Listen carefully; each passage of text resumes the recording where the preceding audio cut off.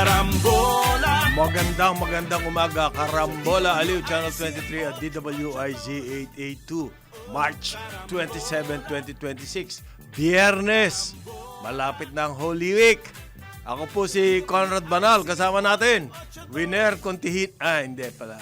Nasa booth pala yan. Mamaya darating siguro si Parang Jonan. Hindi natin alam ko si Congressman Mark Santos. Pero si Joel po ay may mahalagang lakad. Kasal. Hindi siya ay kakasal. Magnininong sa kasal. Okay? Mapapanood ang Karambola sa aming website www.dwiz882am.com. I-download DWIZ882 app. Live tayo Facebook, YouTube. Follow, subscribe, like, share, and comment. Meron din Karambola sa Digital Free TV, Aliw Channel 23, Signal, Sulit TV, Satellite TV Plus, and GMA Affordable. Sino yung ayaw natin batiin na may birthday, taga-Aliw? Ano ba yan? Si Kim Gomez. Ito yung nagre-report sa atin kapag news break.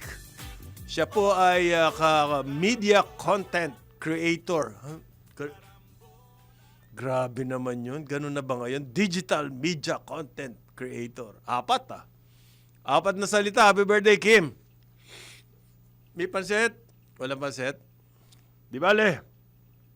Oy, magmamahal na araw. Marami pong bumibiyahe na ngayon. Yung aking kasama sa bahay, ngayon bumiyahe. Papauwi ng Bicol para sa, mahal na araw na bakasyon na rin at saka yung graduation. So marami bumibiyahe po, nag-uwian for the Holy Week. Ang sabi ng Pag-asa, mag-ingat kayo sa mainit na panahon. Meron daw mga areas, umaabot na ng 40 degrees Celsius ang heat index.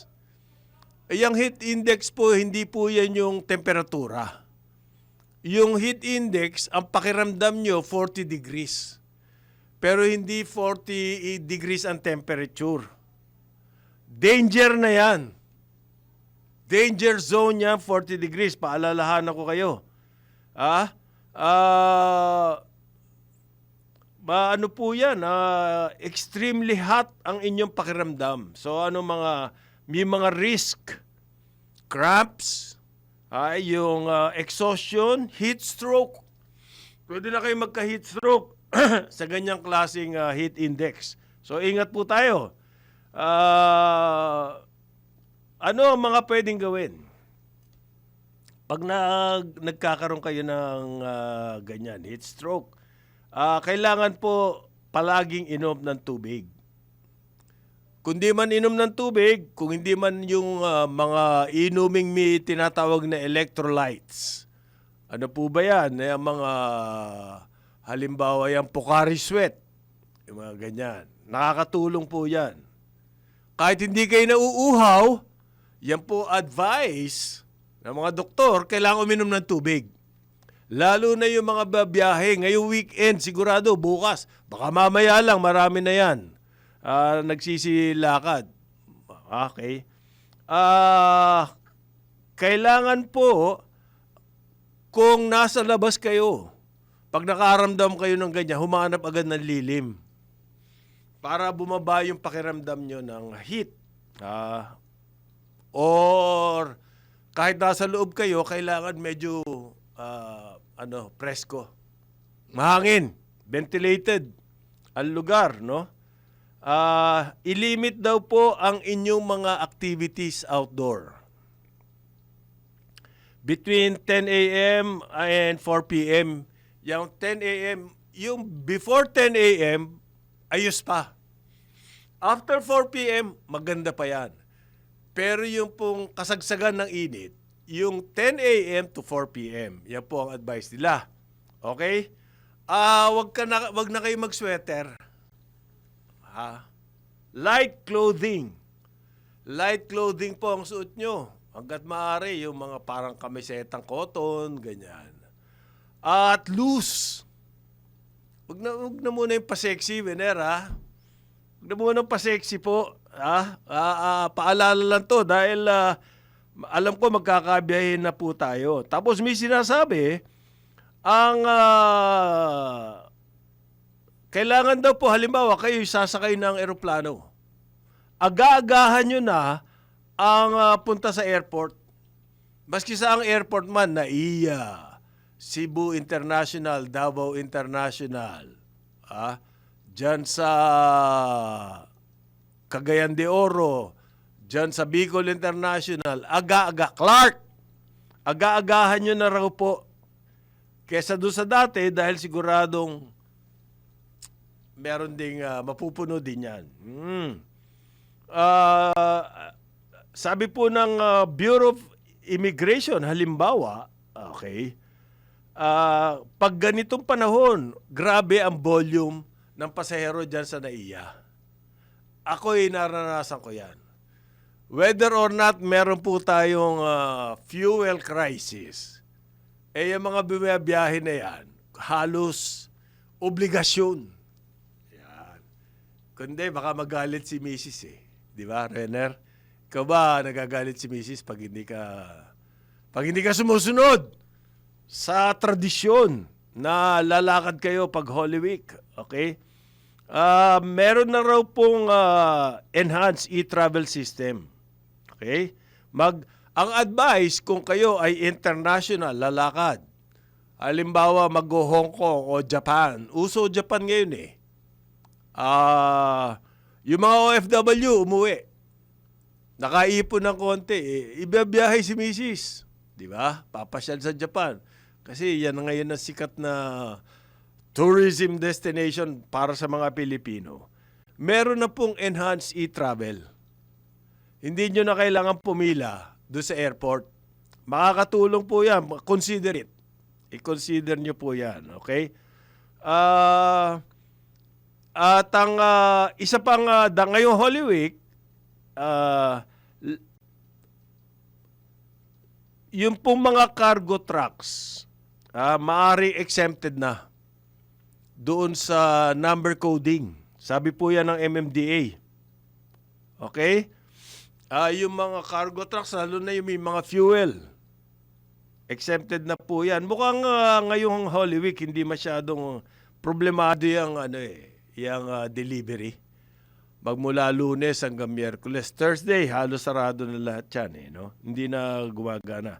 Pero ito, ang isa pang balita po, ang Philippine Airlines, nagbawas ng flights. Ewan ko, baka apektado kayo dyan. I-check nyo muna. Ang pinakamaganda po dyan, bago ang lahat, i-check nyo kung kumbaga sigurado. Mas maganda na yung sigurado. Sabi ng Philippine Airlines, nagbawas sila ng flights. Kasi nagdoble, mahigit sa doble ang fuel surcharge. So inaasahan ng PAL baka hindi ganun kalaki ang demand and therefore nagbawas sila ng flights. Okay? Cebu, Guam, halimbawa. Sinuspend na po yan ng Philippine Airlines. Cebu to Ho Chi Minh City. Ho Chi Minh, sa Vietnam yan, yun yung dating Saigon. Okay? Tapos yung merong mga flight sa Ho Chi Minh na operational pa. Hindi po lahat yan. So kaya nga sinasabi ko na kailangan check and double check. Sa domestic po, Clark to Siargao, suspended yan hanggang Mayo. So buong Abril yan. Cebu to Osamis, meron po mga dates na suspended dyan. Cebu to Calbayog, okay? Meron kayong, kung kayo, nakaschedule na yung flights nyo, nakapagbayad na kayo, at yung inyong flight ay suspended by PAL, meron daw po kayong mga ibang paraan, iba-ibang paraan, para mabawi. Rescheduling or what, kung ano-ano yan. rebate, rebook, mga ganyan. Or i-convert nyo po yung ticket into credit. In the future, magagamit nyo yan. Okay. Iyan po sigurado. Sigurado, lahat ng flights, pati international flights, maaapektuhan nito kasi worldwide yung fuel crisis na yan.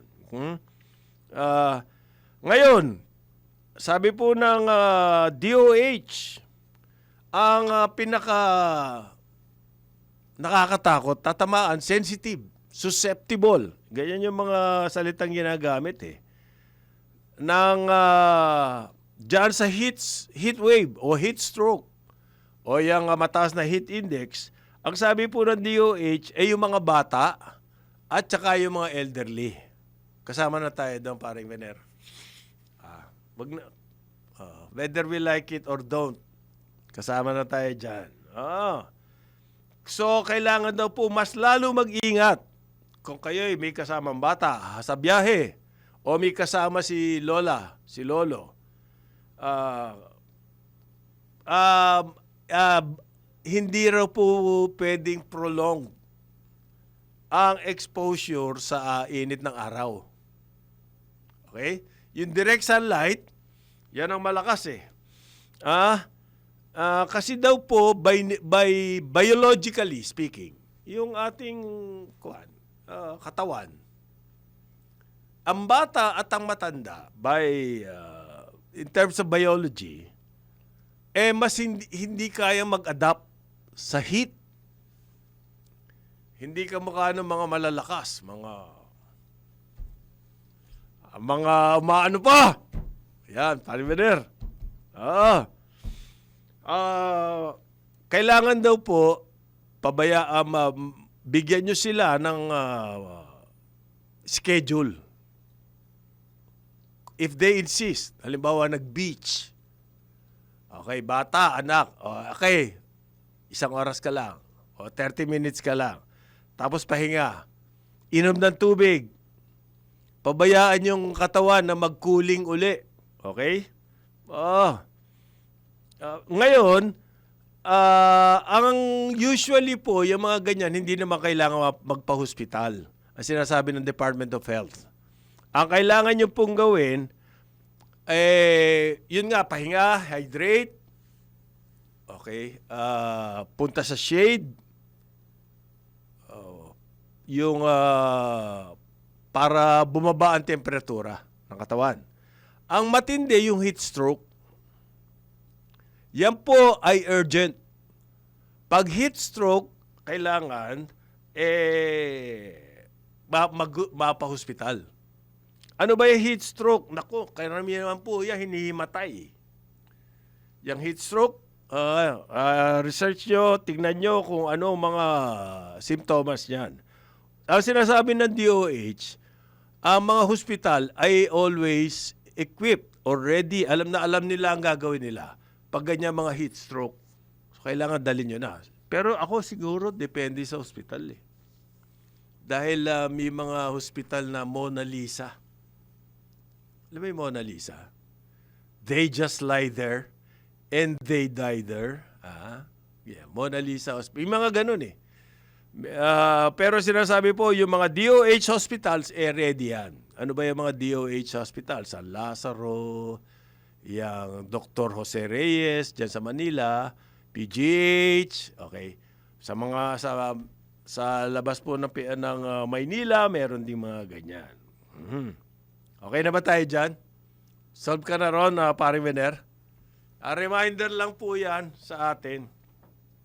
Ngayon, second day ng strike. Pero nakapansin ko naman lahat ng tao rito nakapasok No, parang hindi naman apektado masyado ang strike. Kasi po, yung strike na yan, hindi naman talaga, gusto lang maglabas ng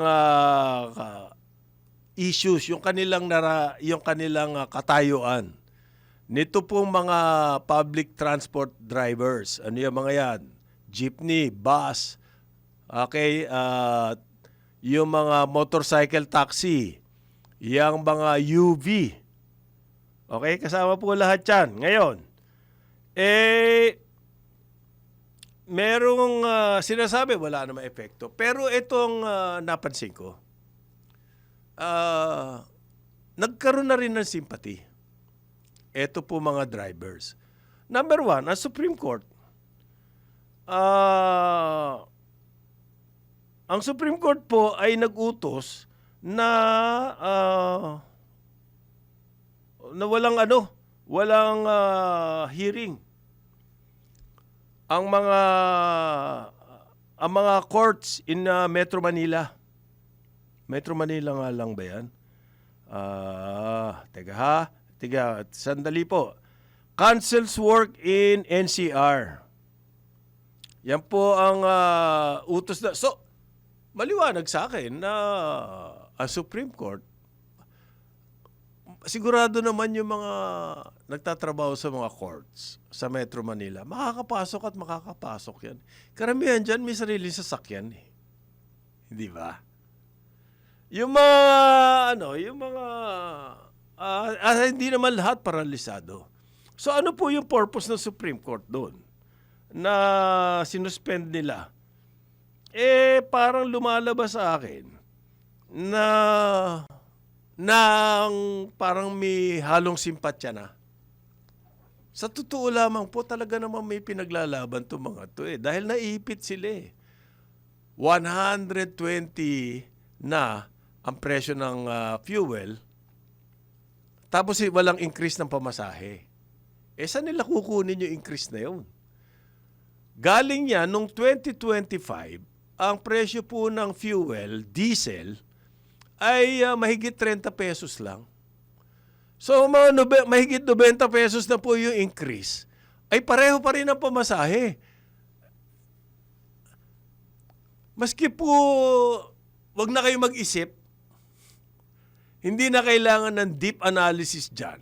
Nakamukha ng ginagawa ng mga government offices like the Department of Transportation, like the Philippine Presidential Communications Office, PCSO, mga deep analysis. Hindi nyo na kailangan deep analysis dyan.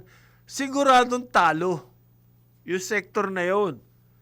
Yun ang kanila pinaglalaban. Oo. Kahapon po ng 2 p.m., ang Supreme Court nagsuspend ng mga trabaho sa lahat ng trial courts sa NCR. Okay? Bukod lamang daw po, parang may staff lang daw po kung meron mga urgent requests. Bail, release, writ of habeas, similar urgent reliefs. Yan po ang utos ng Supreme Court. May mga klase, pare, Winer, UP, UST, mga nagsuspend. Maraming schools po in the provinces, nag-online. Hindi ba talaga makakapasok yung mga bata o yung mga teacher? Hindi po. Pero nagsuspend sila ng klase. UST and everything. Kumbaga, naiintindihan, ang interpretasyon ko dyan, ang aking sariling pananaw, alam naman nila hindi naman mapaparalisa yung public transport. Pero lumalabas ngayon na meron na rin silang simpatya dito sa sector na to. Lumalabas kasi, ang US Embassy, paring Winer, nag-issue ng advisory on the transport strike. Ang US Embassy nag-issue ng advisory nila. Ibig sabihin, pati US Embassy pinansin itong transport strike na to. Siguro, doon sa mga organizer, pag ganyan na yung reaction, Supreme Court, mga malalaki schools, mga LGUs, pati yung US Embassy, naparating na nila yung mensahe. Di ba? Karoon na.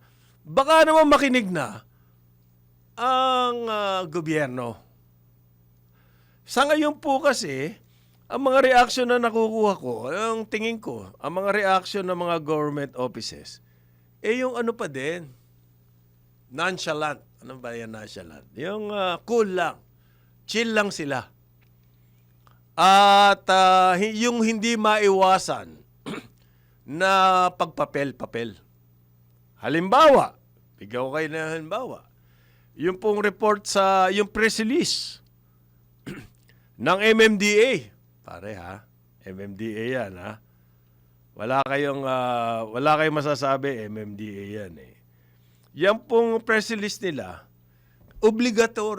obligasyon or kailangan laging kasama.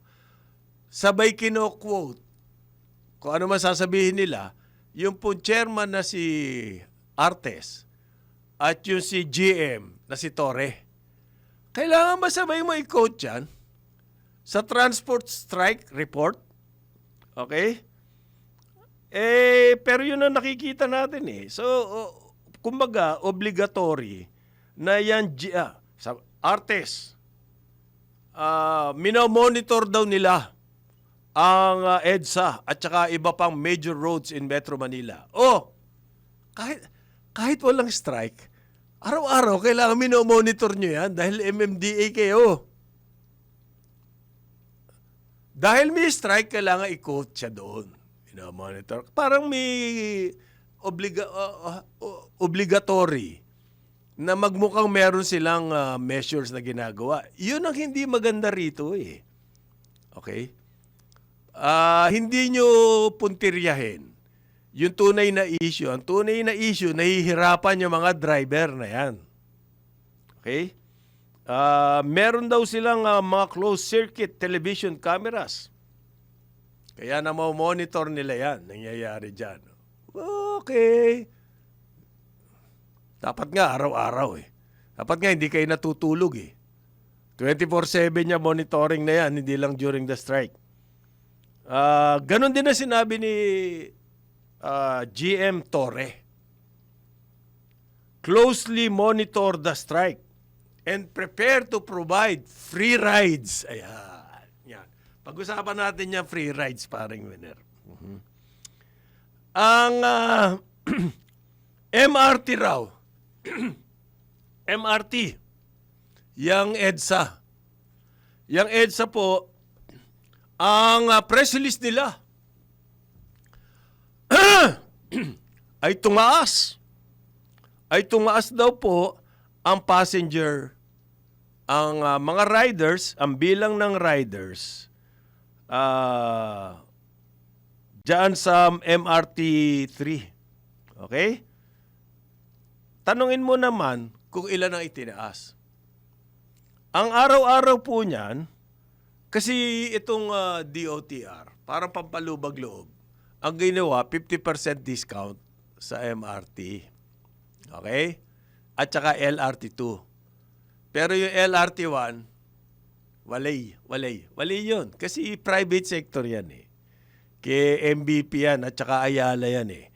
Kaya nyo ba yun? Kung kayo DOTR, kaya nyo ba yun yung MVP tsaka yung Ayala Group? Di nyo kaya yun. Etong MRT3 government at saka yung LRT2 government. So nagbigay si Secretary Lopez, nag-utos siya 50% discount. Immediately ang report ng tumaas daw ang mananakay dahil sa discount.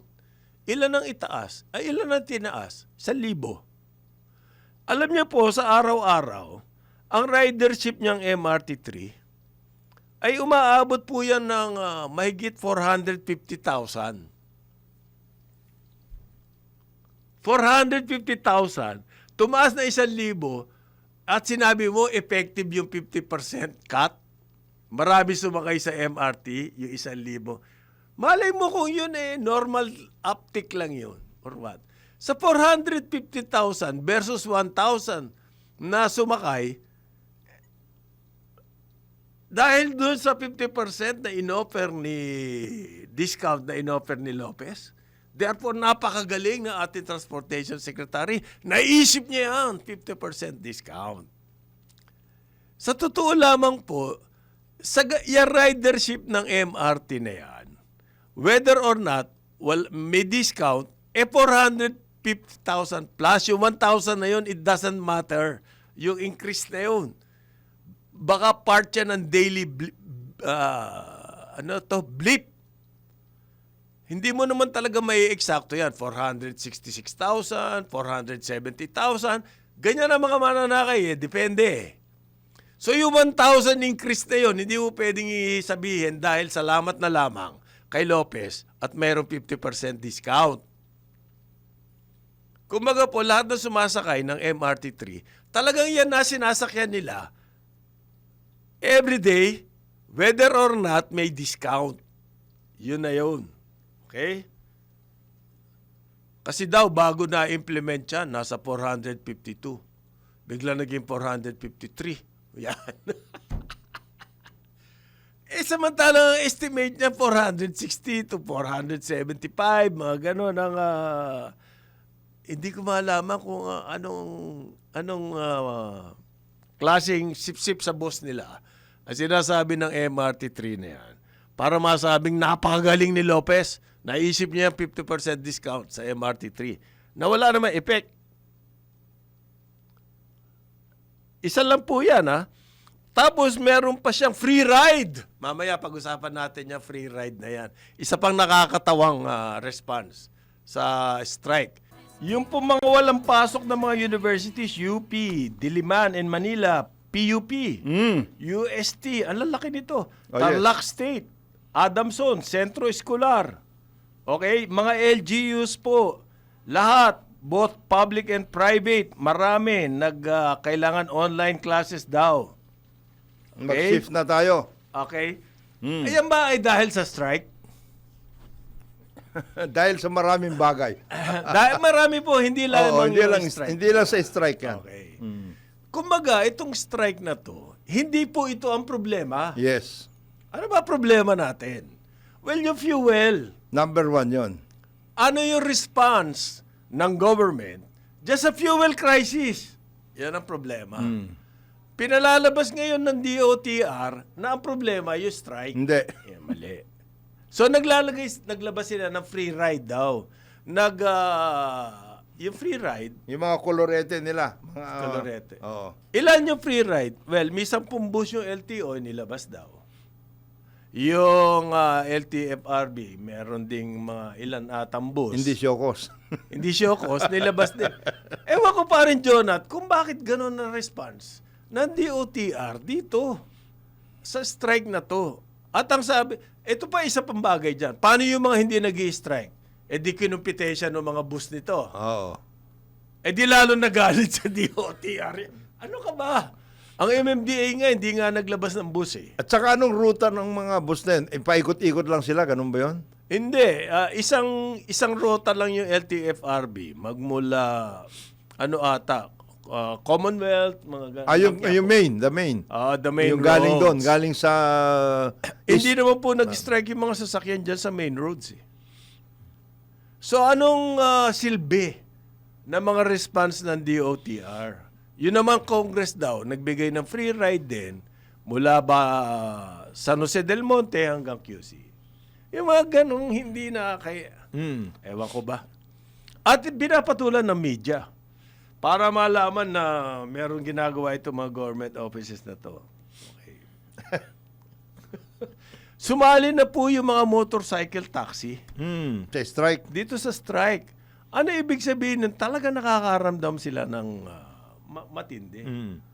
Merong magandang comment na narinig ko. Ang mga mananakay po, hindi makasakay dahil sa may strike Maski nung walang strike, Hindi sila kami makasakay. Yes.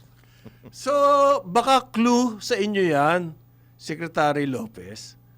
Take it seriously na we have a transportation crisis. Even before these things happen. Even before these things happen, ay meron na. Bakit hindi natin i-address yan? Ang ginagawa natin, strike free ride. Tumaas ang mamasahe, 50% discount sa MRT3. Wala po ibig sabihin yan. Pansamantalang hindi nasosolve yung problema natin sa transportation. Napakalalim. Kung ang solusyon nyo ay yung subway, 2032 pa ay yun. good luck sa atin. At saka kahit gusto mo bukas kung ma-operate yan, masosolve ba yung transportation crisis? Hindi po. Dahil yung isang linya lang yan eh. So ano ba kailangan talaga? Kailangan talaga yung mga bus, PUBs, lahat yan. Ito, nagkaroon na ng bagong sektor na dumadagdag sa problema. Yung TNBS, yung mga motorcycle taxi. Malaking problema yan. Ay ngayon may boses na rin sila. Oo, may boses yan. Bakit ba nagkaroon ng motorcycle Cycle taxi? taxi, yes. Dahil sa hirap sumakay. Ngayon may panibagong problema sila dahil malaking sektor na ngayon yan. Oh, talaga malaking sektor yan. At saka may service na talaga sila. Okay. Tinatangkilik sila. Tinatangkilik na sila. So, sumali na sa strike yan. At So, yan, nakaramdam din yun. may kanya-kanyang ano na yung mga yan. Ngayon, agenda. Pwede magkasama sila ngayon. Bukas, hindi. Okay. Meron ng ganyan eh. O yung UB, Hmm. utility vehicles, yan po yung mga point-to-point. Yes. Halimbawa, Alabang Makati. Town Center. Yan, mga ganun. Makati. Yan, Meron sila mga ganun. UB. Mm. O Cavite, Makati. Mm. Cavite, Rizal. Dito. SM. Oh. May panibagong sektor na ng transportation. Iba-iba na yan, ha? Category. Oo, bakit nangyari ang mga yan? Dahil wala masaksyan ng mga tao. Iba pa yung traditional dati. Yung may ruta magmula Morong hanggang Quiapo. Meron din gano'n. Meron ka. Oo. Yung mga traditional na ruta nila. Na hindi hindi na nagkasa yun. Asan na nga ba yung review ng mga ruta? 2 years ago, sinabi ng Department of Transportation, 6 na buwan daw. Yes. Madadali Kayang-kaya na na nila nila yan. Ay hanggang ngayon, 2 taon na mahigit. Wala pa yung... Ba't niyo kausapin? Merong sa UP, meron National Transport Center. may ginawa na nga silang Oo. bus numbered bus na sistema. Oo, meron na eh. Ginawa po na UP planning. Ba't hindi I-adapt na lang natin Oo, yun. Pag-aralan man lang. I-update lang ninyo. Oo. Kung gusto ninyo. Kasi may ruta na kayo. Unless, ito kung Aha. mangyayari to, unless wala kayong mga dokumento. Kasi, alam mo ba, some of the government offices, o baka nangyayari yan, lalo na sa regulatory bodies, Aha. pag nag-retire yung isang may hawak na kaso, dinadala niya sa bahay. Hindi niya iniiwan sa ano. Ayun. Unless ganyan ang nangyayari. Take home. Take home, totoo. Grabe naman yun. Hindi digitize yan. Wala Aha. silang... So wala na, kalimutan na yung kaso na yun. Hindi, kakausapin mo yung nagdala. Boss, may kaso ako eh. Uy. Bakit Wala kaming dokumento. Nasaan? Yun dati, nandito. Yun, dinala? yan. Hindi, sakit ng mga government offices Sakit yan. ng government offices yan. Halimbawa, yung mga plano Ayan, ng bahay, yan. sinasubmit sa munisipyo. yan. Yes. Pag may kailangan kang bago, hinga ka ulit ng plano. Hmm. Asan na yung sinubmit ko noon? Wala na yun. Sakit Hindi namin ng... alam kung saan napunta yun. Wala silang wala silang document. Walang sistema. sistema. Okay. Nangyari yan sa mga ruta-ruta na yan. Yan mga ruta-ruta na yan. Ngayon, yan TNBS daw po. Sumali sila. Kita mo, superstar na ngayon yung creation lang ng umusbong po yan, parang kabuti. Oo. Dahil sa Walang- sama ng ating public transport. transportation. Alam mo ba yun? Napakasarap bang sumakay, umangka sa motor? Delikado Oo, po yan. delikado yan. Yung aming pianista sa aming church choir, Hmm. nakatatlong semplang na siya ng angkas siya. Dahil wala Sabi siyang mo, masakyan. Oo. Sabi ko, alam mo, bless ka rin kasi Oo. nagpiapiano ka sa misa. Otherwise, yari O ka hindi, na. baka patay ka na ngayon. At saka yung TNBS, parin ko, Ah, experimental yan. Alam mo ba yun? hanggang ngayon. Oo, walang provisional yan eh. Kasi wala po safety feature to. Helmet? Oo. Ilan na namatay dyan? Ilan na nabalian ng buto? Oo. Sana. Hindi po safe yung motorcycle taxi na yan. Pero, Hindi ko i-encourage ang mga tao. Dahil for lack of any other choice, yan po ang ginagawa. Kasalanan ng policy yan. Okay? Hindi po kasalanan ng strike. Yung strike, pasamantala lang yun eh. Ha? Yung strike, Hindi nga, yung strike na yan po, gusto lang iparating Sa inyo. yung message. Ngayon, ano ba talaga ang problema natin? Yung fuel. Fuel at saka yung nga, walang master plan na wala na yan, kompleto, wala. Talagang walang masakyan ng mga tao. Oo.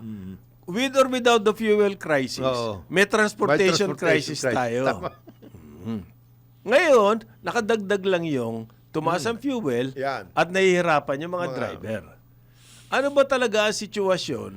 Paano ba talaga ang pwedeng gawing paraan para kasi yung problema ng driver ganito po.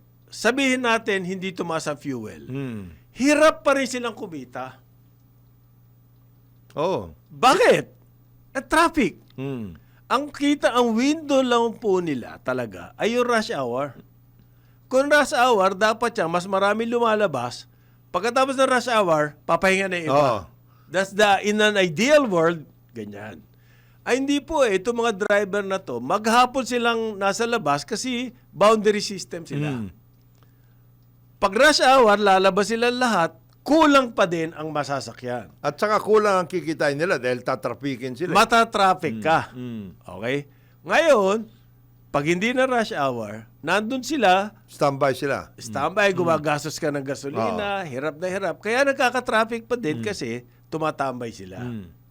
Yan ang situation ng ating public transport system. Hindi mo pwede lutasin yon, pare. Anong lutas dyan? Siyempre, accepted na yan traffic. Oo. So, anong ibang paraan? Kailangan out of the box.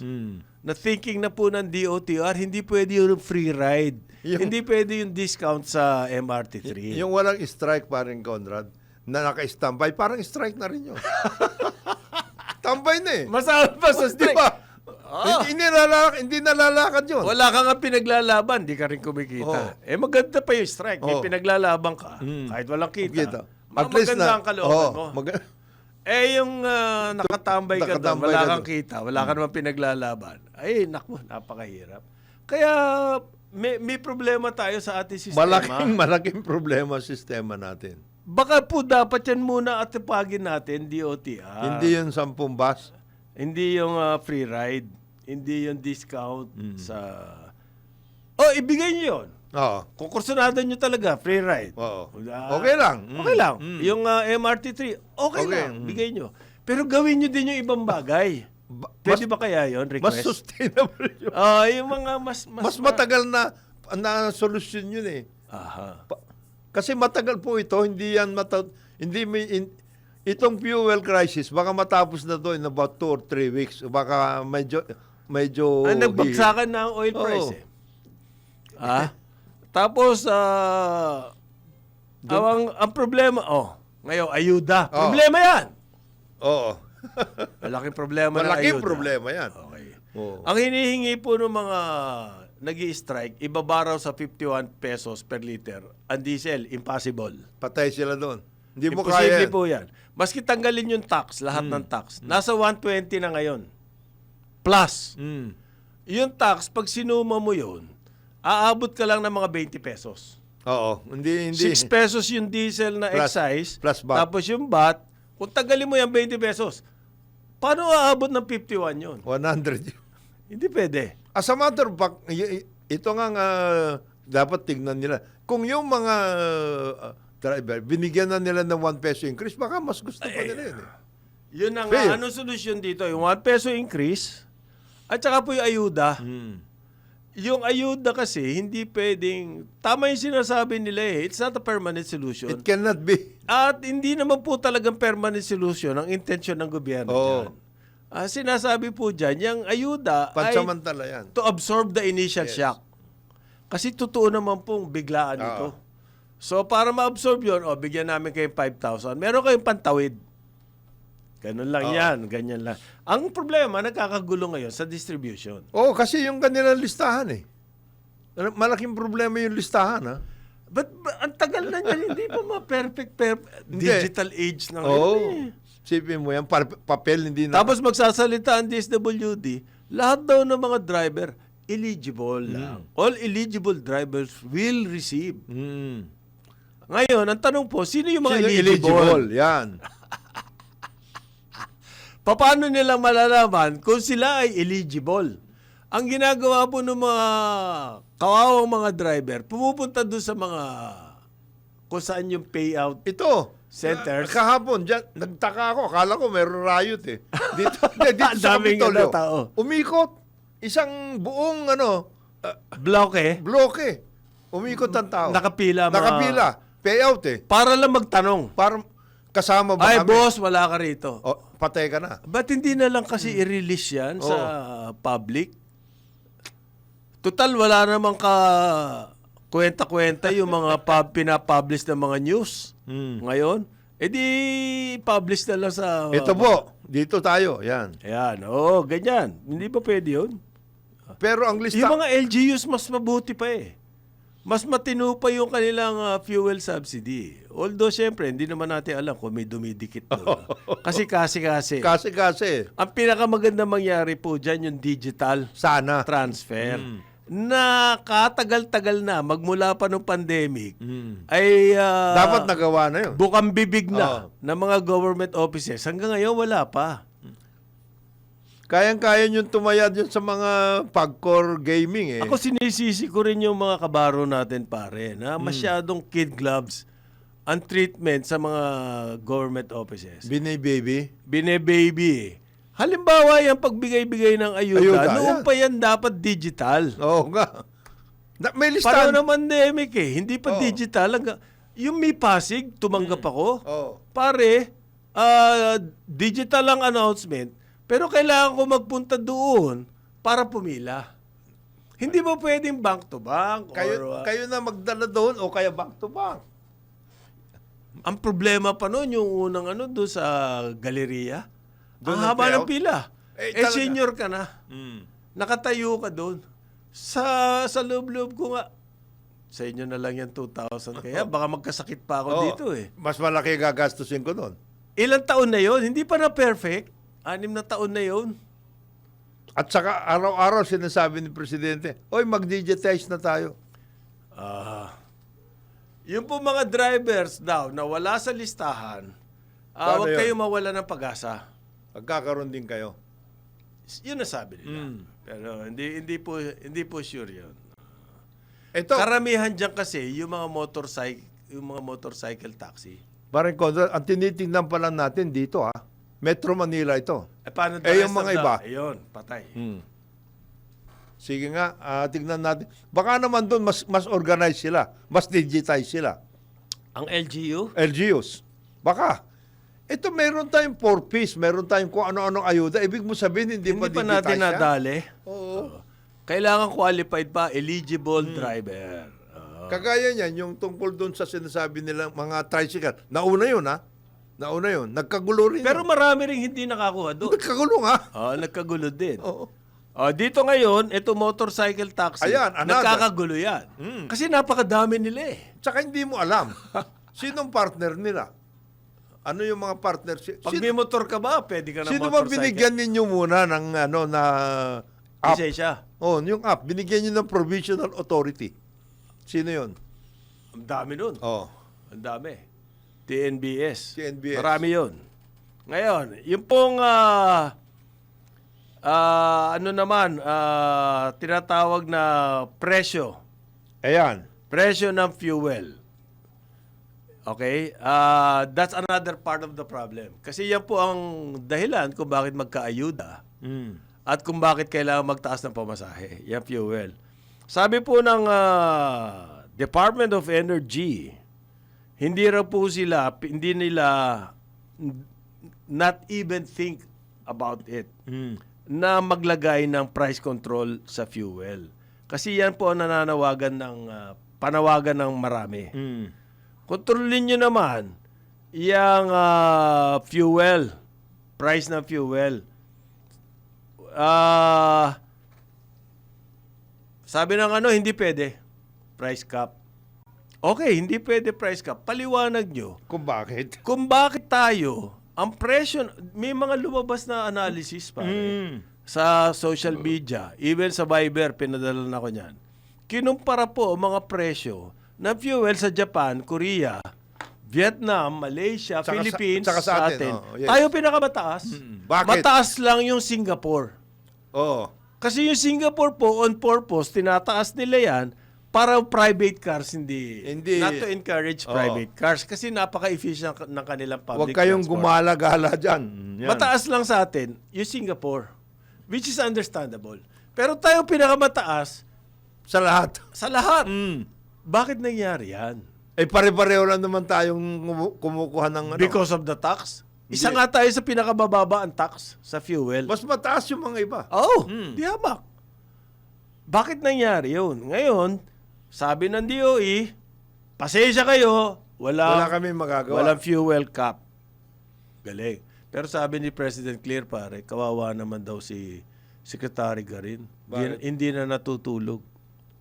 Eh, patulugin mo muna, ma'am. Para medyo mas maayos ang kanyang ano.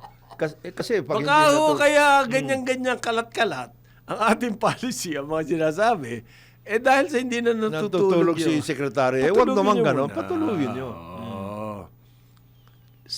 Sabi ni Senator Gatchalian alam mo, unscrupulous na ang ginamit niya yung word na unscrupulous. Diyan sa nangyayari sa fuel pricing natin. Sir, Senator, matagal na po yan. Alam natin yun. Noong nag-umpisa yung deregulation, yun na yun. Raking in windfall Of profits. So what are we doing about it? Yun ang gusto ko itatax ba natin yung windfall profit na yan? Open daw sabi ni President Clear. Si Senator Gatchalian. Sen, tignan nyo na yan. Pero sabi niya, masyado daw complicated Sabi ni Balisacan, yung Why? wealth tax, Hindi wealth tax, yung windfall profit. merong tax dyan. I-tax nyo sila. Pwede. Oo.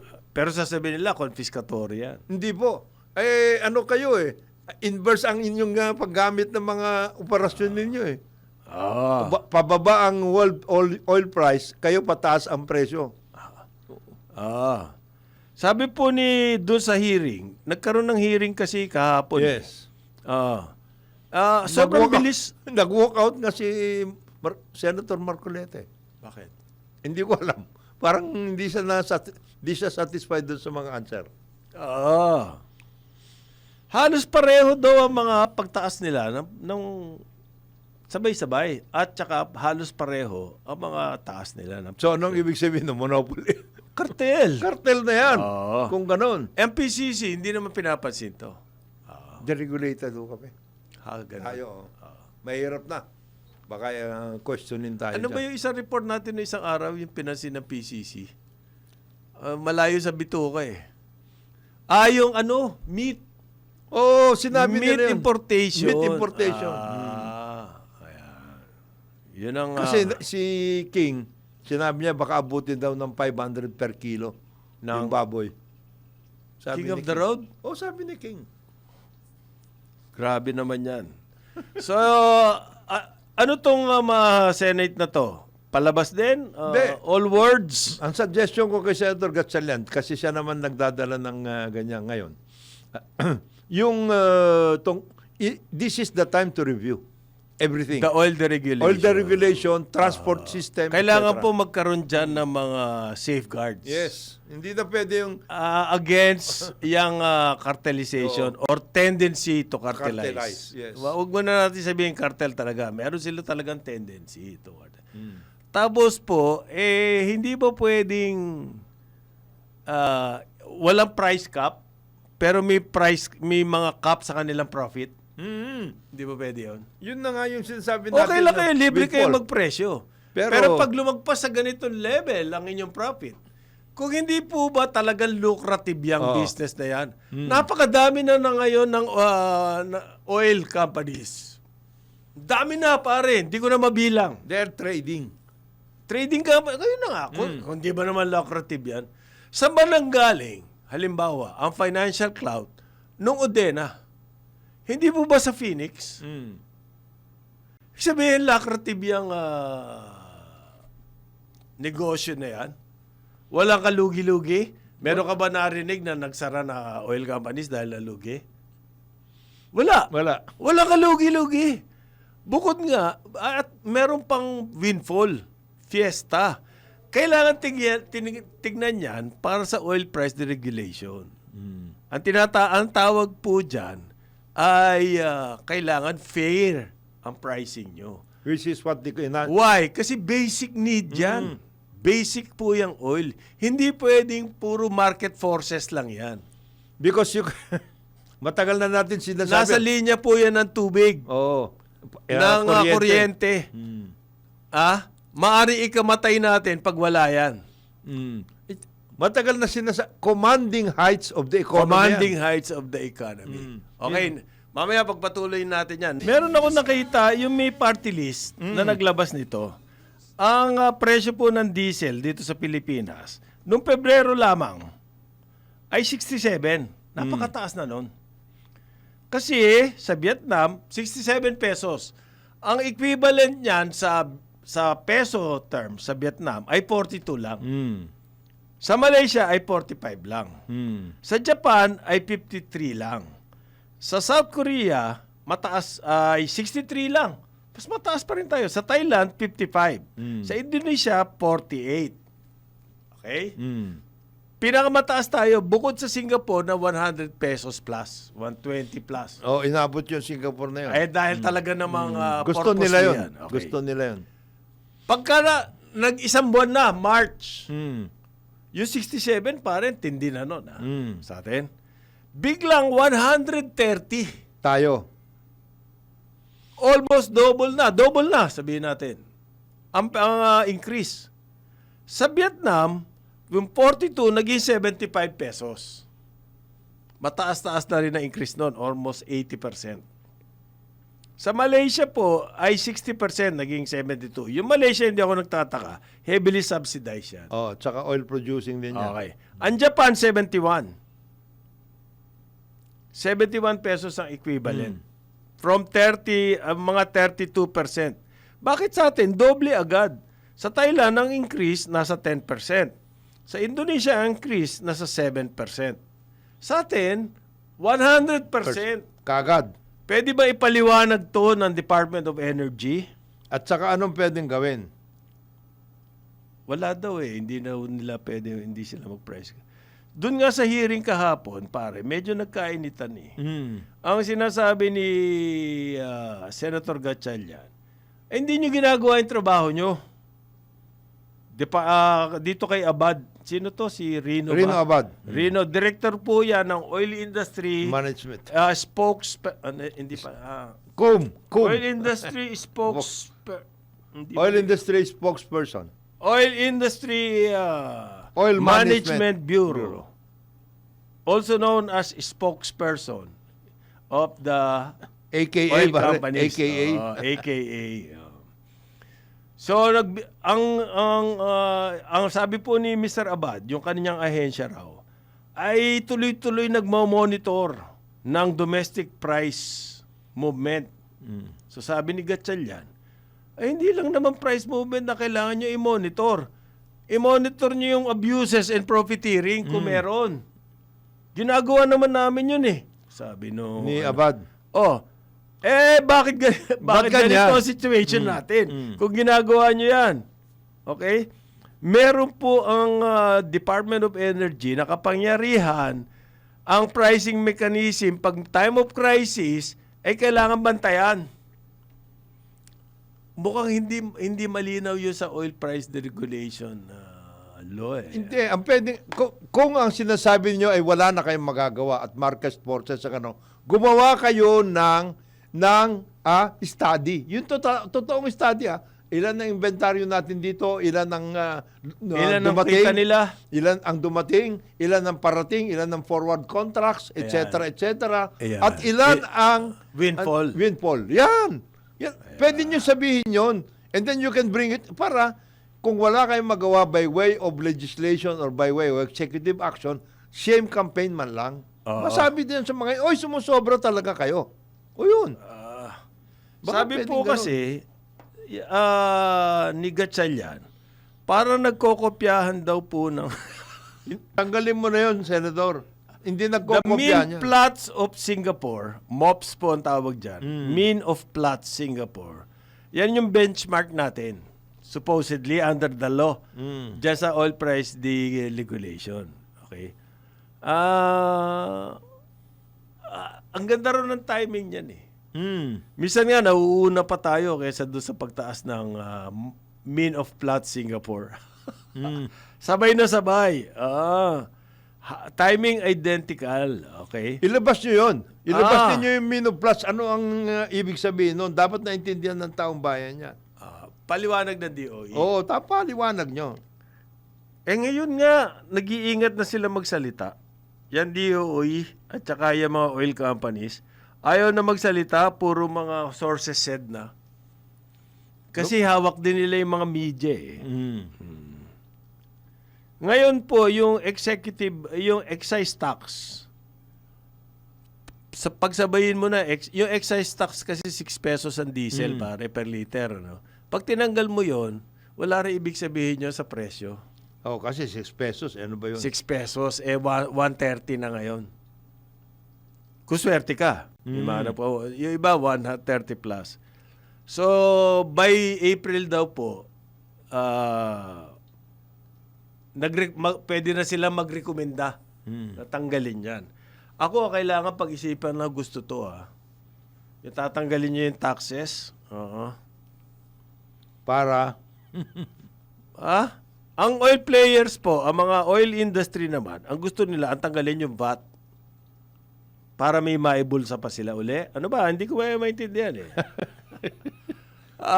Para mas malaki yung nabubulsa. Baka pwede na, it's about time. Hindi ba pwedeng pag-aralan yan? Masusi sinasabi mo parang Jonat, magkano nakinita nito mga lokon to? Pwede mag-windfall profit sa tingin ko. Pwede talaga. Na tax? Tax. Nagsamantala eh. Totoo naman nagsamantala. Because of the system na sabi ni Abad, inabot niya na daw yan. Wala siyang magagawa. Wala siya magagawa. Para yung mga... Kumbaga, ang old stock ka, tapos susundin mo yung current price ng Singapore, yung mean of plot Singapore. Using your old stock. Using your old stock. Pati yung forward. Yes. Kasi may forward ka eh. May forward contract yan. Okay? Di ang laki ng windfall. Super. So, kaya nga yan na yung pang remedyo natin doon sa ating revenue gap kasi magkakaroon talaga tayo ng revenue gap eh. Hindi nagtataka ako doon sa hearing sa Senado.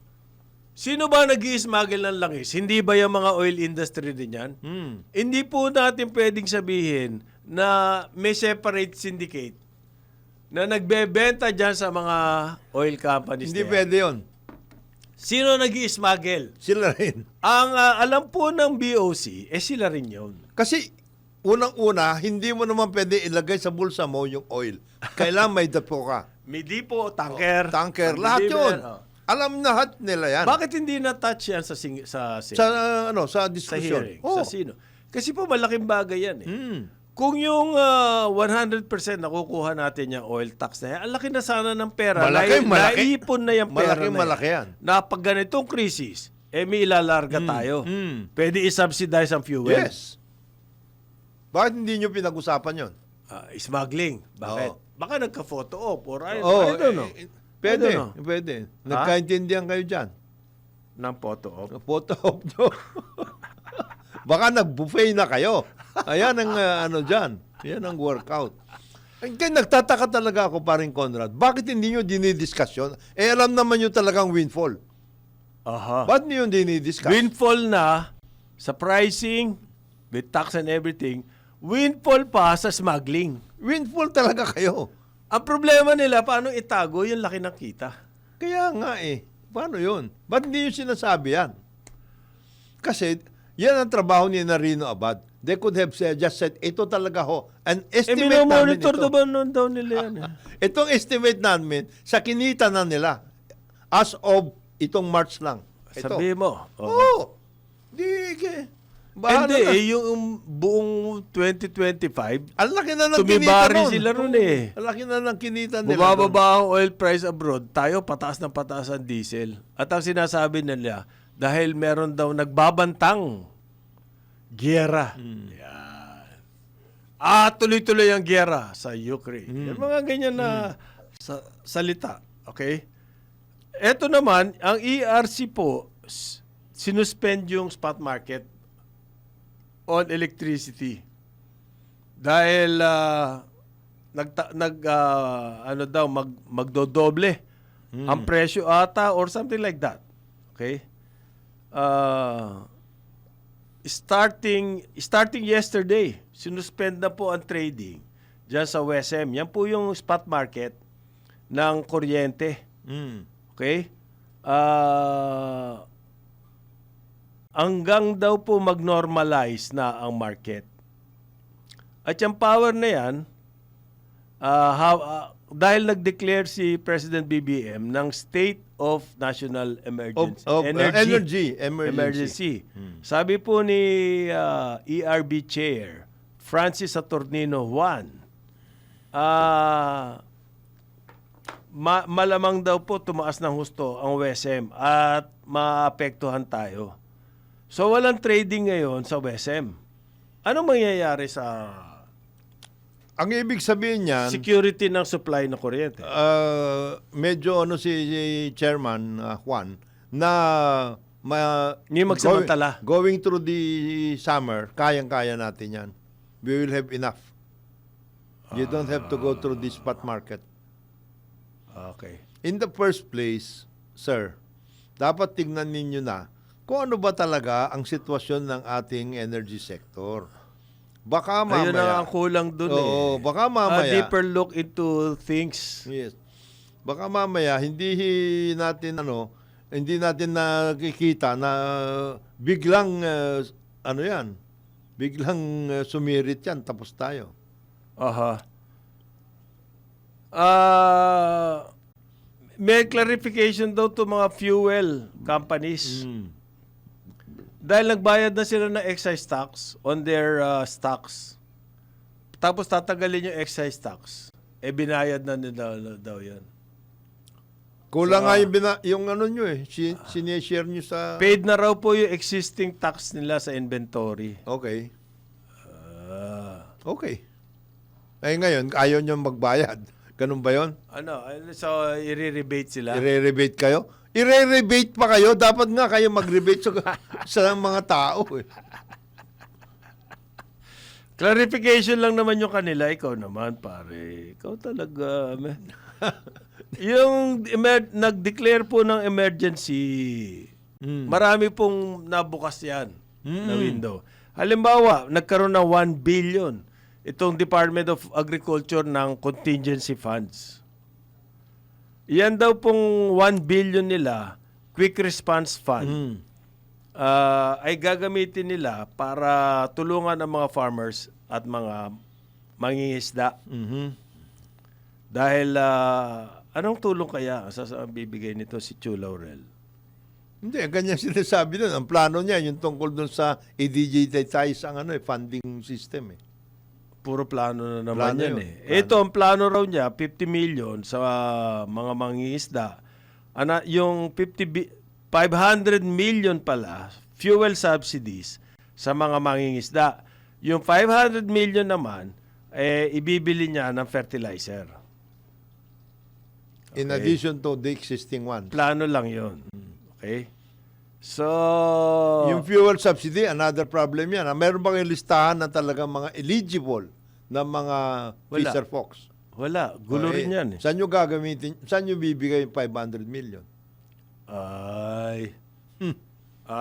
Tapos yung Price Council daw po, nirekomenda na mayroong price control sa imported rice. Yan.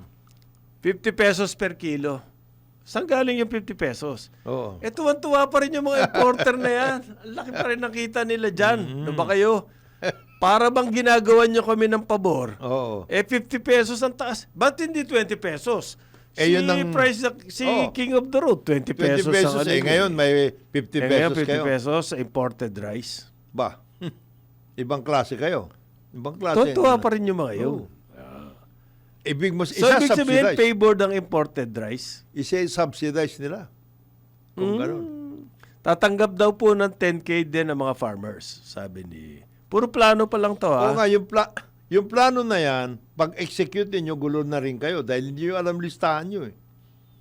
Bakit naman? Wala kayong listahan, yung totoo. Eh, di ba't hindi ibigay na lang ng DA sa LGUs? Mas kilala nila yung mga farmers. Hindi pwede yun? Eh, alam mo naman yung mga yan, hindi nagkikindatan. Ayun ang problema.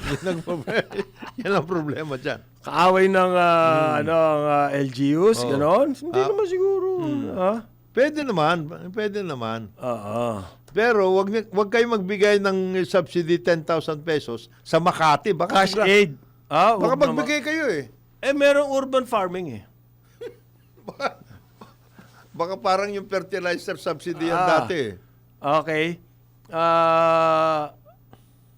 Kasi nagpunta po ng Isabela ang presidente kasama si D. Meron silang, kumbaga, they inaugurated a project there by the Department of Agriculture. Nandun din si Secretary Chu Laurel. Yun daw aid, ang sabi ng presidente kay Chu Laurel, kay King of the Road, mag-coordinate ka sa mga LGUs. Ayan. Malinaw ba yon? Mm. Gagawin niya ba yon?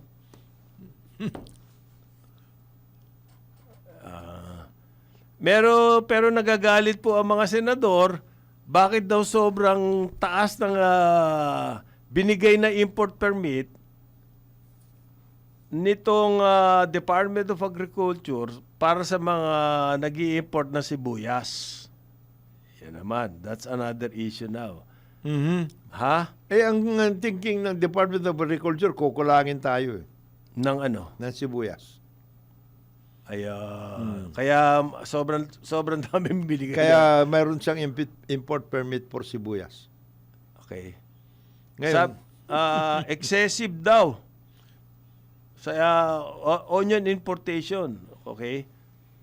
sino may sabi niyan? Mga senador. Who? Kasi kami may record, sir. Ping Lacson. Nasaan ang record mo, Senator? Kasi kami, ang record namin, kulang.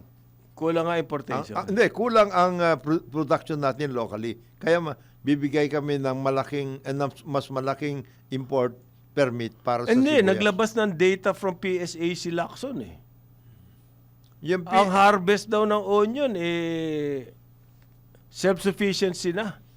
ba? Based on PSA data. Yung, Bakit naman tong Department of Agriculture mag-i-import pa. 200,000 Metric tons. ang mga permit na in-issue.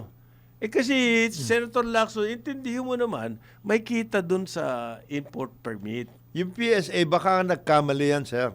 Ganon. Oo.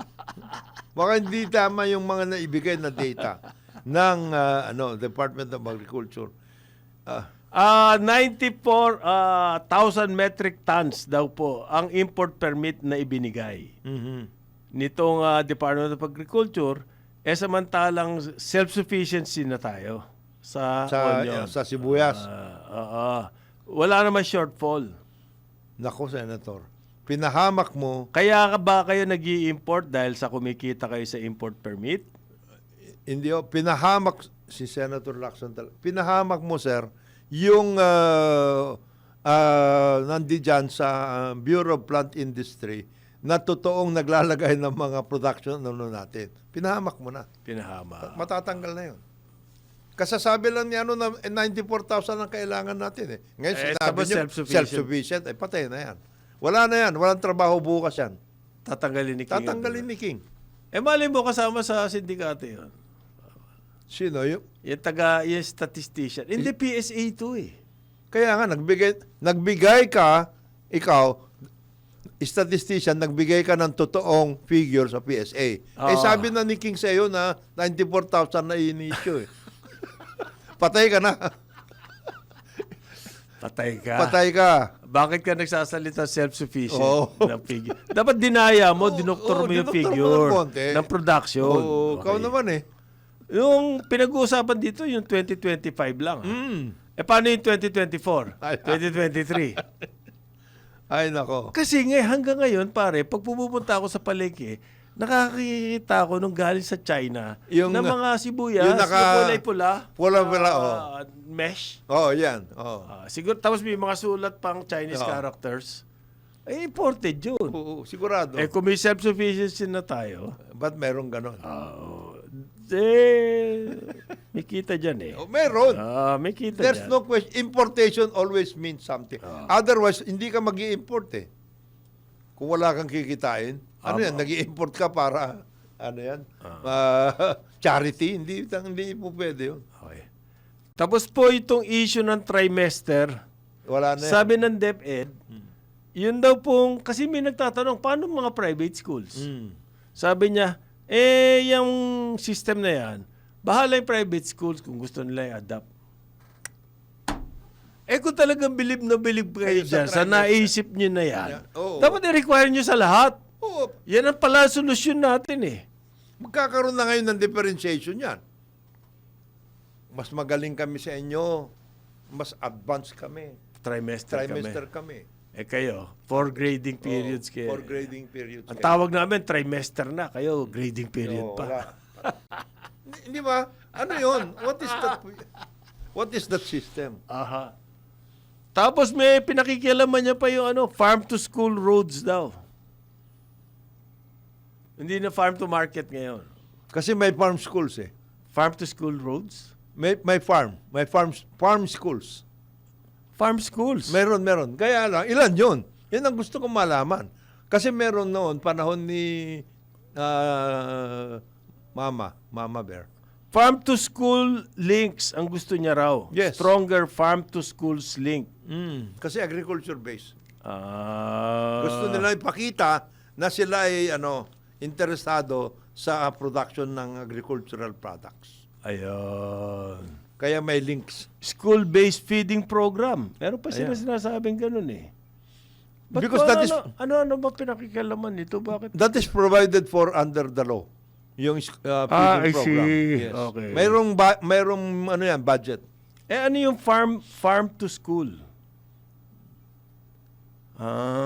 May mga unang-una may farm schools. Pangalawa, may mga To eskwela. improve daw Yes. the nutrition of students. Layo na nito, pare. At saka may mga eskwela na nasa rural areas. Aha.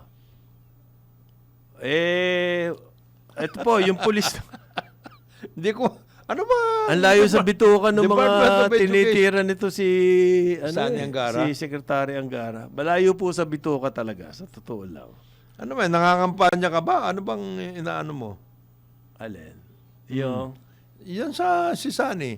Ay, ano yan? Umiikot ka ba? Hindi, I don't ano think yan? I don't think he knows What needs the to be done? workings. What needs to be done.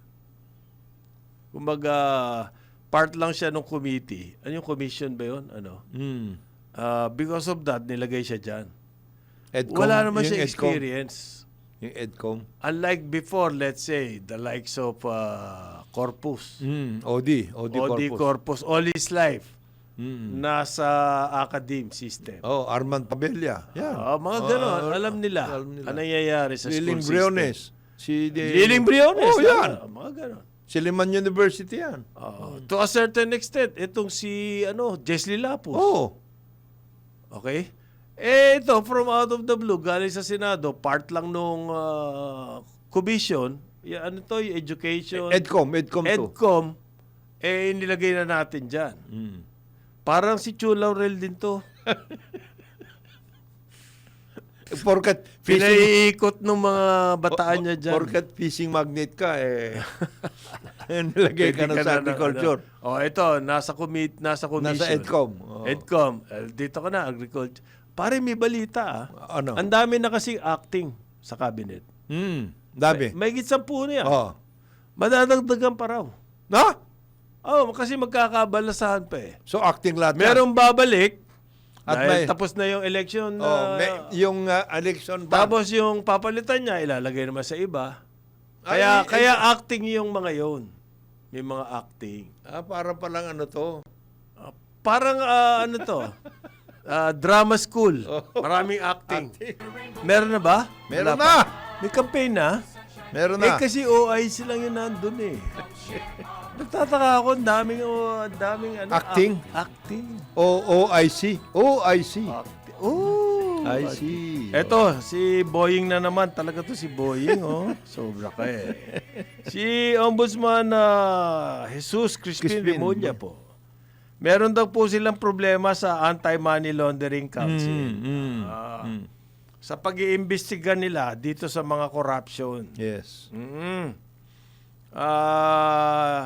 Ang problema raw po, hindi ginagawa yung trabaho. Ay, malaki. Malaking problema talaga yon. Malaki. Ay, nako, Ombudsman. Matagal na namin alam. Ang dami pong deadwood dyan sa BSP. Yun assistant governor. Ibig sabihin yan, fourth, third. Hindi, may special pa kasi, special deputy. Meron So, deputy, fourth rank. Na officer. Mas mataas pa po ang sahod kesa sa cabinet secretary. Sipin niyo yun. Ganyan kalalaki ang sahod dyan sa BSP. And yet, ang daming deadwood. Ang sinasabi ni Ombudsman, MLC. Itong MLC. We have a problem with some people not doing their jobs. The council itself, the executive director, at saka yung buong staff. Kinall out niya? Kinall out niya? Malaki daw pong obstacle. Gusto niya daw makausap para gawin nila yung kanilang trabaho. Ito po sinabi niya, ang AMLC daw po hindi dapat pinoproteksyonan ang mga bangko. Yan. Nakakahalata din pala si Remulla. Si Boy. Parang ang kliyente nitong AMLC. Hindi ang bayan. Hindi ang bayan. Yung mga bangko. Para mga DOE, spokesman ng oil industry. Regulatory kayo, boss. Hindi kayo nagre-regulate. Bagkos, dinidepensahan nyo pa. Para mga Tapos lahat ng regulatory bodies. Pag may question, hugas kamay. Regulatory capture kayo. Yang AMLC, regulatory capture din. Ang ibig sabihin nito, Remulla. Pag pinagsisilbihan nyo, yung mga bangko. Hindi bayan. Ayan, ERC. Samantalang in the fight against corruption daw, yung AMLC. Napaka-importante niyan. Talaga daw po kasama yan dun sa it's a necessary office. Ibig sabihin niya, pag wala yung AMLC, pilay na. Kasi yung fight against corruption. Kasi doon dumadaan the banking system is the platform for implementation of this Huwag corruption. na yung mga freeze. Wala. A matter of information lang. Kanino raw aasa to si Remulla ng information tungkol sa pera Kung hindi kayo, na palipat-lipat, kundi kung ang hindi kayo AMC. nagtatrabaho.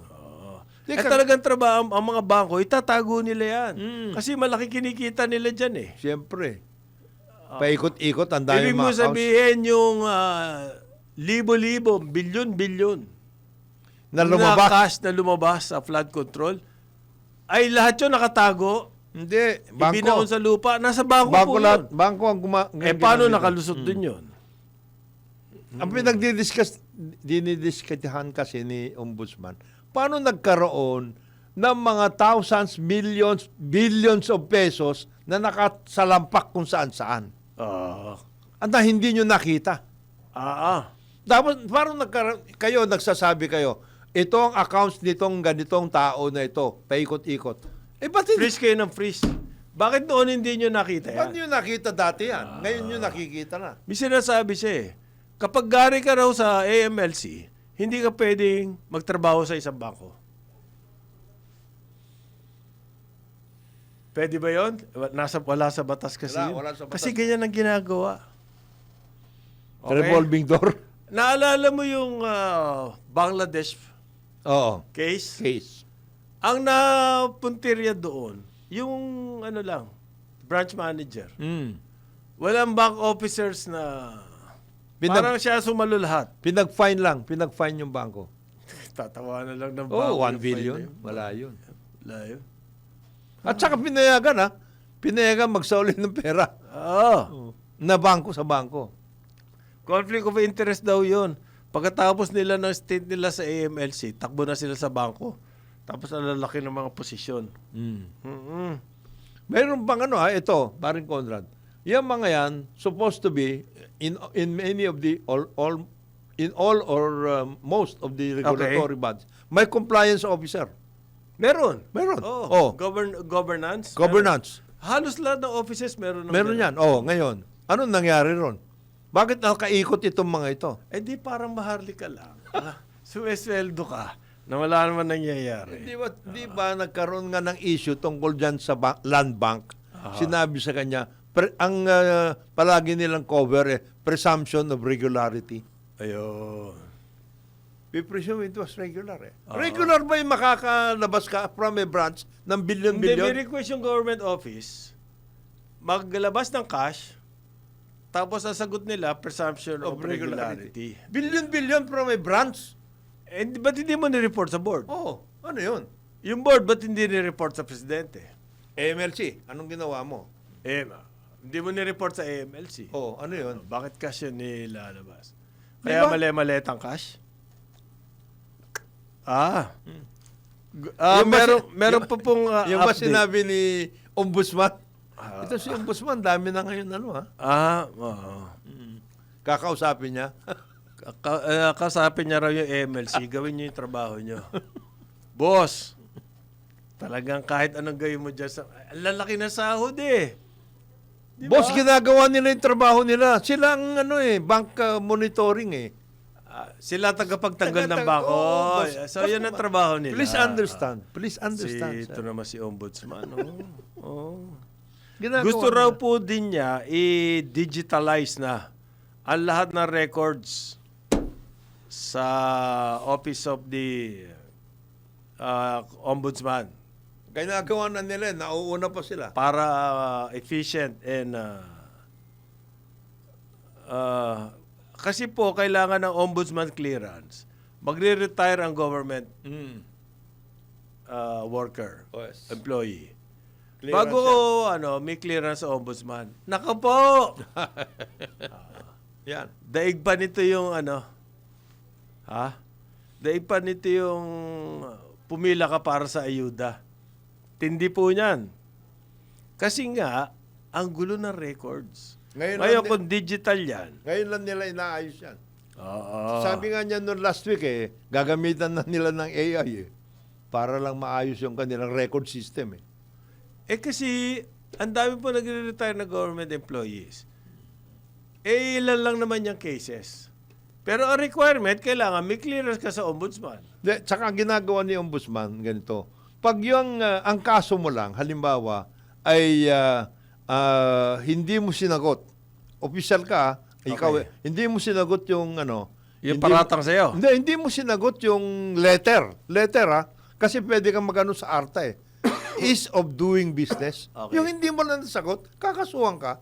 Sabi niya, ano yan? Hindi Anong naman, klaseng kaso yan? Oo. hindi mo sinagot. Ease of doing business. Wala namang graph. Wala namang corruption doon.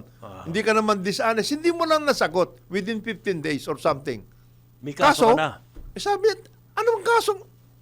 Hindi naman corruption yan. Tanggalin nyo na yung mga yung kaso na kanya. Madaling mahimay yan kung naka-digitalize Oo. yan. Di ba? Madaling talaga mahimay. Tsaka madaling kumuha ng clearance. Isipin mo, hindi mo lang nasagot within 15 days. Pag mataas ang katungkulan, wala nang Patay ka wala na. nang clearance yan. Di ba? Nangangako daw po ang PNP chief, Ayun. General Jose Melencio Nartates Jr. Nangangako, yung mga online or isabong hubs, bubuwagin niya raw po. Yan. Talaga? Brad, boss. Halimbawa, yan sa Manila, tagal na po nag-ooperate niyan. Yung ni-raid, yung tinakwento ko nung Tondo. At hindi maaaring mag-operate yan nang walang understanding. Yes. Ganun na lang tawagin natin. With authorities like the PNP, like the LGUs, Oo. like the GAB, Yan. Games and Amusement Board. Ayan. Yung mga agencies na yan, meron. Meron silang alam. So may yung pangako ba, yung vowed, sumumpa. He vowed na didismantle niya yan. Meron ba tayong maasahan doon, pare? Ang aking nasa tundo ba ngayon yan? Yun sa tundo lang yung Do. niraid eh. Ang tingin ko doon, merong Sir, nagkaintindihan. General, asahan ninyo, baka pumunta sa Santa Ana na yan bukas. Di ba yung grupo? Mga nagkagulo lang doon sa tundo. Nagkagulo na doon, nahuli yung mga trabahador nila, cameraman, Oo, mga lahat. ganun. Santa Ana na sila Doon tayo sa iba naman. Oo. At saka, hindi po totoong natigil yung isabong. Oo. Maniwala kayo. Nagbubulag-bulagan lang ang Pag malaking yan ang problema yan eh. local government, sir, at saka police sigurado. Sigurado yun. Eh, ang problema, nakaka-addict to, pare. Ay, nako. Parang walang pinag-ibayan doon sa naninigarilyo ka. Hindi mo maiwasan yan. Oo eh. Sigurado. Okay. Tapos, so ano yan? Tuloy-tuloy yan sa probinsya. Ang weteng, meron pa rin eh. Meron. So, mga illegal activities. So, natigil na ngayon yung campaign against cigarette smuggling. In the meantime. Kasi Holy Week naman eh. Hmm. Pabayaan nyo muna kumita yung mga smuggler, gano'n. Eh, yung campaign against oil smuggling, meron ba? Hindi. Against agricultural goods smuggling. Yung mga oil smuggling, yan, sigurado, ang kasama dyan, yung mga nasa industriya. Sigurado. Very clear. Hindi clear. po pwedeng ihiwalay yan kasi kailangan nyo ng gamit. Oo. Yung mga gamit na yun, halimbawa trucks, barges, and everything. Depo. Yung sistema, depot. Saan kayo? Kung wala kang... Kanino mo ibebenta yun? Smuggler ka lang. Sigurado kakabit yan. Oo. Ang sinasabi po, nasa 30% ng ating fuel ay smuggled. Hindi pinag-usapan man lang. Diyos ko naman. Alam mo, ang pinakamaganda siguro, paring Conrad, alam naman ng ating mga minamahal na mga cabinet at official gobyerno. Yung kung paano yung loop, pag ikaw ay producer, halimbawa ng sibuyas, alam mo kung paano yun eh. Di ba? What's they call in the new world of business, the ecosystem. Yan. Di ba? Alam nila yan. Ito yung system. Ito ang oil, ito yan. No, di ba? Ito electricity, ito yan. Ito ikot niyan. Ito yung ikot yan. Alam nila yan. Water, ito yan. Transport, ito rin yan. Alam nila yan. Ano yun? Yung bang oil, yung smuggling? What? We just tolerate it or what? Hindi ko maintindihan. Malaking bang perang umiikot dyan? Daig pa niya ng weteng, daig pa niya ng isabong. Mas malaki siguro perang Windfall. umiikot. Lalo ngayon. Kasi yung mga smuggler po noon, hindi pwedeng makakawala sila. Kung wala silang kabakas, baka nga kabakas pa eh. Hindi mangyayari yun. Harap-harapan daw eh. Nangyayari yan eh. Ito, yung isang kaibigan ko na ang kanyang kapartner sa ibang bagay ay alam niya na oil. Nasa oil. Totoong oil to. Registered, SEC, DOE, lahat Above yan. board lahat. Oh. Above board lahat. Alam niya, ang usapan nila pag nagiinuman daw sila, yung aking, Brad, yung aking inventory, 30%. 30%. Tax free. Hindi ko na nababayaran ng tax niyan. Kasi, pwede ba nilang sabihin sa akin, registered ako. Boss, nagbabayad ako ng tax. May tax record May ako. tax record ako. Pero tunay ba yung binabayad mo? 30%. Iyan ba Pang. yun? Oo, mayroon yun. Iyan pong mga dahil sa pagtaas daw ng presyo ng fuel at susunod na dyan yung mga basic commodities kasama na rin yung mga medical supplies. Sigurado. Ang mga private hospitals daw po Magtataas na ng 5% sa kanilang hospital fees. Ako po. Sunod-sunod yan. Nag-announce na po ang Private Hospitals Association of the Philippines. Anong kaya response na PhilHealth dito? Si Dr. De Gracia yan. Aha. Unang-una daw, ang mga hospital, Department of Energy, para sa inyo to. Obligado, meron generator sets. Yes. Dahil sa unreliable Mm. na supply ng kuryente. Ang laking gastos daw noon. Okay? Kasi fuel po ang ginagamit noon. Hindi ba? May subsidy ba kami? Ayan yan ngayon. Ayan, nako. Yan. Meron daw po mga hospital na sabi ng PAPI, ano ba to? Philippine Hospitals Association PHA. of the Philippines. PHAP. PHAPI Inc. Dr. De Gracia yan. Aha. Meron daw pong mga hospital nag-switch na sa solar. Pero hindi kompleto yun. Hindi na po reliable. Hindi kompleto yun. So, inevitable daw na magtaas sila ng presyo dahil sa kuryente. Yes. Okay. Anong response dito kaya? Ano Yan. pwede? That's the other thing na hindi na pag-usapan. Dapat comprehensive eh. Mabuti nga, walang eskwela na ngayon eh. Pero may mga nagsa-summer schools. Magtataas na rin yan. Pagkain. Sigurado ka. Siyempre, yung transportation. Direct Direct yun. yun. Yung pong mga, kumbaga, yung mga splinter. Tatamaan, food. Number 1 yan, food. Karinderya. Lahat Sigurado. pare. Food. Tataas yung LPG eh. Health. Okay? Yung mga eskwelahan, sigurado magtataasan yan. Manufacturing yun. Hindi ako magtataka. Bukas makalawa, yung mga utilities, susunod na rin yan. No question. Yung kuryente, sigurado na eh. Oo. Yung tubig, Sigurado rin yun. gagawin din ang dahilan to. Oo. Ang, mga internet. Yan. Kasi gumagamit po sila ng kuryente. Ang hindi pa natin dapat pag-isipan na ngayon, hihingi ang labor groups ng wage Salary increase. Oh, yes. Ayan, tuloy-tuloy Sigurado na agad. yun. Tuloy-tuloy na. Ngayon, anong response ng government? Yan. Napag-isipan na kaya? Meron daw crisis committee. Meron. Siguro sa At the level of the... sa isip ni Claire, meron ng crisis committee. Meron. Nakalagay doon sa National Energy Emergency Sino-sino yun? President and chairman yan, ha? Asan yung iba? Yung mga... Meron na bang ginawa? Lahat ng secretary na involved, executive secretary, agriculture, lahat yan. Nag-meeting na raw. They're supposed to be. Supposed to be. Po, yung health po na yan, nako. Tulungan ninyo si Presidente, ang akin lang pakiusap. Kasi kawawa naman si Presidente. Bakit naman? Hindi niya, magbigay kayo ng... Presidente siya eh. Okay na siya mag-isa. Magbigay kayo ng katotohanan sa kanya, saka yung mga factual. At saka solusyon, wag yung siya pa rin na mag-iisip kung anong solusyon.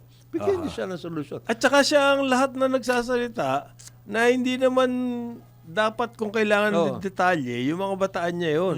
Ito po, bumagsak ulit ang peso. Yan. Okay? Kahapon, 60.23. Nagsara ang peso. Alam nyo naman, kapag nagwawala itong peso-dollar exchange rate, may epekto yan sa lahat. presyo ng bilihin. Sa lahat. Ngayon, gaano kataas dyan yung element ng speculation?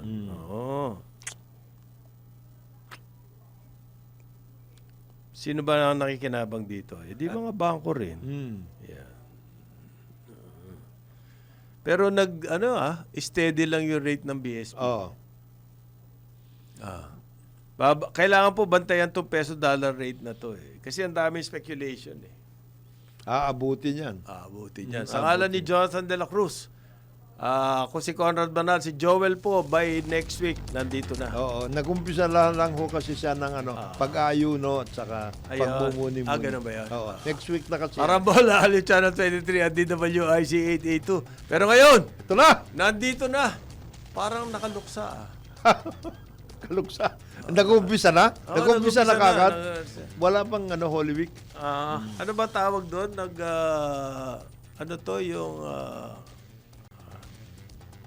Yung sinakulo, ano yung ginagawa sa sinakulo? Ganon?